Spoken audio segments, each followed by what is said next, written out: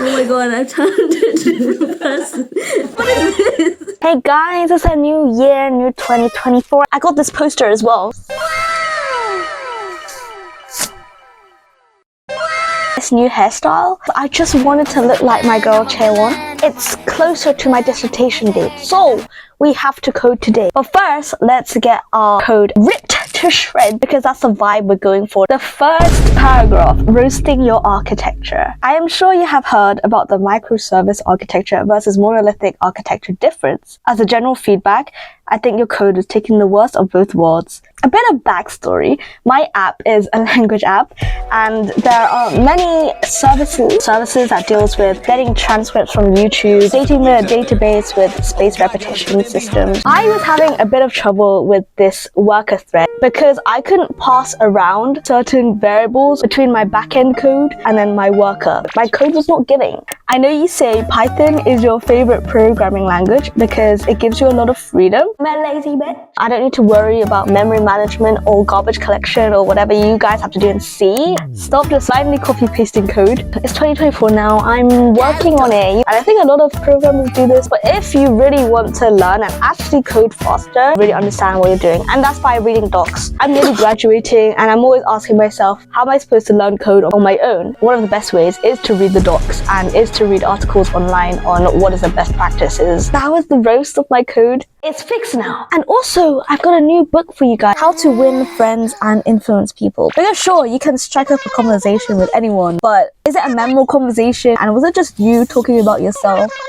Because that's not a conversation. This is not only about making friends or addressing your emotions and like trying to tell people about how you feel. It's also about how to lead people, lead teams. Sometimes we're brought up in environments that are kind of dysfunctional or maybe like toxic maybe. And we never really see what a good conversation might look like when two people don't agree with something. One of the tactics that this book says is that you should find some similar ground between you and the other person first to show that you have really been listening to their side of the story.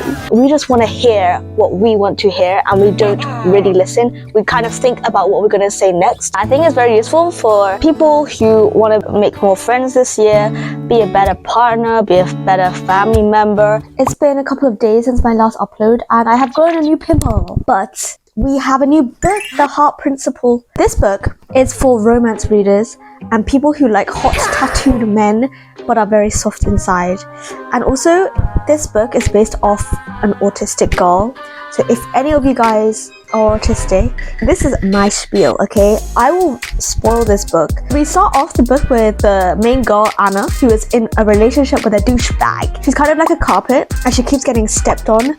Like in the relationship, she'll just do whatever her boyfriend tells her to do. This kind of comes from the fact that she's like a violent prodigy. She suddenly had instant rise to internet fame and she feels like she doesn't deserve that title. And then the douchebag, his name's Julian, assures her that she's the one for him, but let's open up our relationship just so I can make sure. Like, what? Anyway, now you know why I call him a douchebag. Anna is of course upset, but her friends are like, no, you should try this out. After much hesitation, she decides to try out like these dating apps and she comes across a guy. I think Anna was looking for fun. That's why she just like tapped on a tattooed man. Honestly, I'd be scared. She just wants a hookup or like a one night stand, okay? Yeah, valid. On that first meetup, she gets nervous and then she hides herself in the bathroom and we're like, you're not gonna meet this hot man. No. And then the guy thinks he got stood up, so he texts her and he's like, I'm gonna leave now. And so that's when she comes out of the bathroom and bam, you know, like some Wattpad story.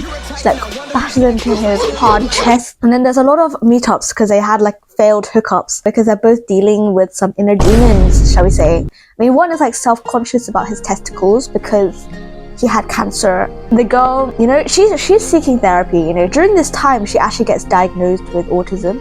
And she calls her sister. Her sister's called Priscilla. And her sister's like, stop lying, you don't have autism. What?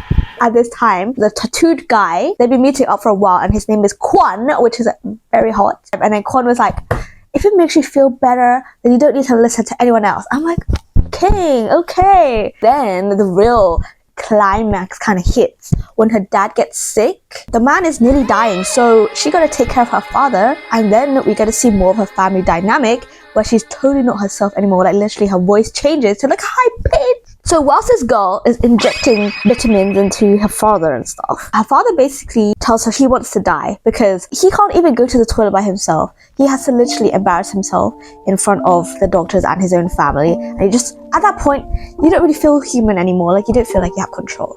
Her family would literally outcast her if she says this. If she's like, hey, I think dad wants to die. She's a violinist, she's not a doctor. So she's already like on the edge of Asian territory, you know, like she's nearly... Her father's birthday comes up and Priscilla, the sister, hosts a massive party, which I'm not sure that a suicidal father wants. In the party, Julian, which is the scumbag douchebag, he literally states that he and Anna are getting married. She never even said anything like that, douche. But in front of her family, she gotta please everyone, you know, that's just her persona.